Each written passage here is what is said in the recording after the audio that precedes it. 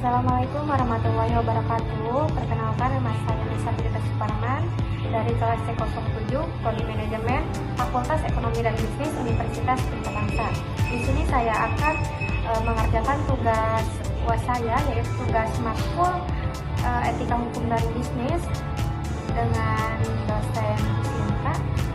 Di sini dalam video ini saya akan mempresentasikan materi mengenai etika hukum dan bisnis terkait PWKT, yaitu perjanjian kerja waktu tertentu, dengan contoh studi di tempat kerja saya, yaitu PT ENI Manufacturing Indonesia. Nah, kemudian saya akan menjawab soal yang pertama, yaitu apa perbedaan PWKT dan PWKTT. Pertama-tama kita akan pahami dulu apa itu PWKT dan apa itu PWKTT. Nah, kalau PWKT itu dia adalah perjanjian kerja untuk waktu tertentu, biasanya digunakan untuk pekerjaan yang bersifatnya kontrak atau proyek.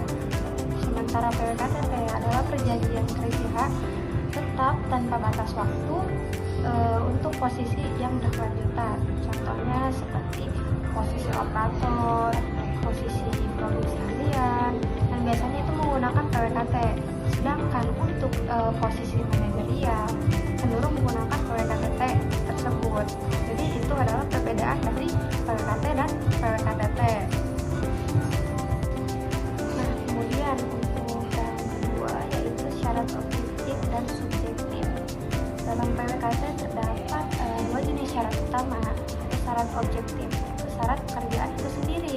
Pekerjaan harus bersifat sementara, musiman, atau sekali selesai, seperti itu untuk yang objektif. Kemudian untuk yang syarat subjektif, yaitu pekerja yang direkrut untuk menyetujui dan menandatangani perjanjian secara sadar tanpa adanya paksaan tersebut. Nah, jika salah satunya syarat tidak terpenuhi, maka PWKT bisa dianggap batal demi hukum dan berubah menjadi PWKTT tersebut. Nah, itu untuk syarat objektif dan subjektif, seperti itu. Nah, kemudian ada lagi yaitu hubungan kerja. Hubungan kerja adalah ikatan antara pekerja lain dengan pemberi pekerja yang muncul setelah adanya perjanjian kerja tersebut. Menurut Undang-Undang Nomor 1 Tahun 2003, Pasal 1 Ayat 15, hubungan kerja ditandai dengan 3 unsur, yaitu adanya pekerjaan, kemudian yang kedua adanya pemerintah dari pemberi pekerja, kemudian yang ketiga adalah upah yang dibayarkan. Nah, 3 unsur tersebut adalah PWKT yang menjadi dasar legal terjadinya hubungan kerja yang sah. Jadi kalau ada 3 PWKT tersebut, yaitu menjadi dasar yang legal terjadinya hubungan kerja yang sah. Kalau tidak ada ketiga tersebut, jadi ditandainya kayak kurang sah. Nah, kemudian selanjutnya yaitu ada relevansi PWKT dengan hubungan kerja, yaitu PWKT yang relevan dengan konsep hubungan kerja, yaitu hubungan kerja itu tidak bisa terjadi tanpa perjanjian, dan PWKT tersebut adalah bentuk sah dari perjanjian kerja nyata. Jadi selama PWKT berlaku, pekerja punya hak tertentu untuk berkewajiban yang dilindungi oleh hukum, seperti cuti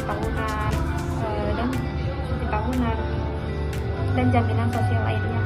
Namun hubungan kerja dalam PWKT itu bersifat terbatas, sehingga otomatis berakhir pada PHK formal jika masa kontrak tersebut belum selesai.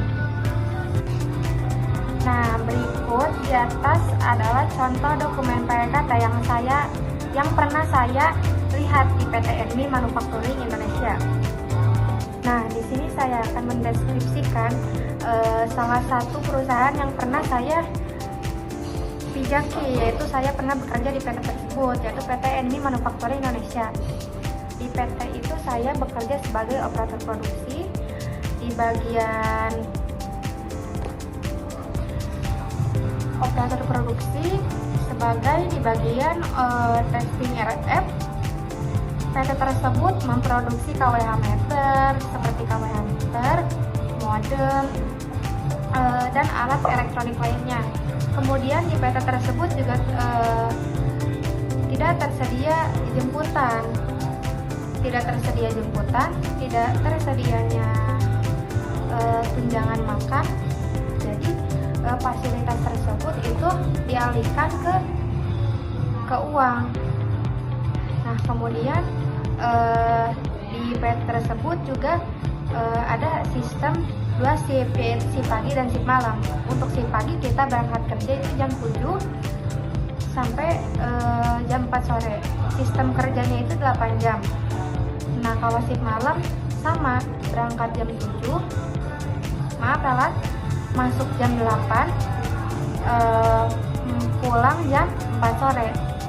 Nah, tapi juga ada sistem long shift.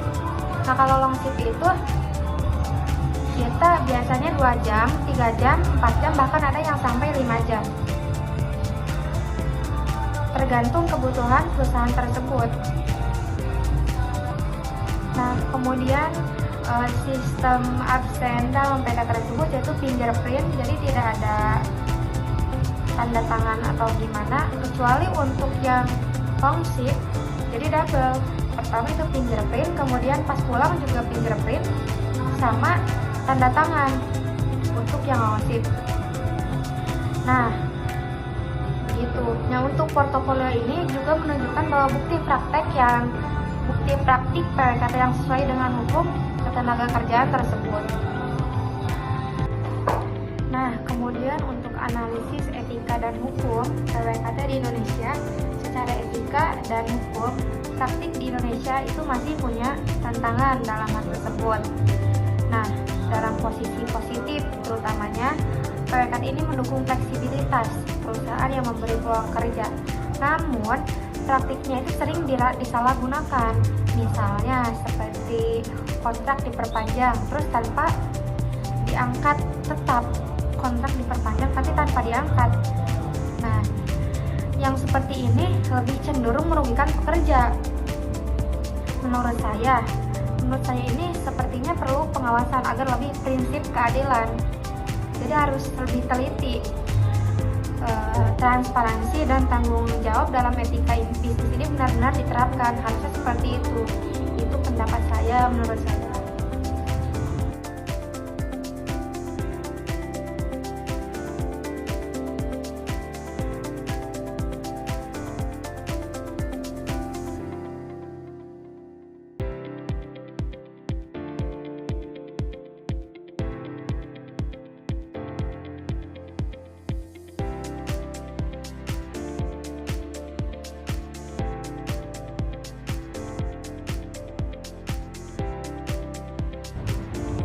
Nah, seperti itu untuk materi tentang PWKT dan PWKTT.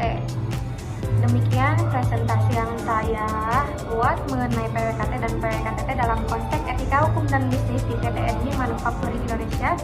Semoga materi ini bermanfaat dan bisa menambah wawasan kita tentang perlindungan hukum dan tenaga kerja lainnya.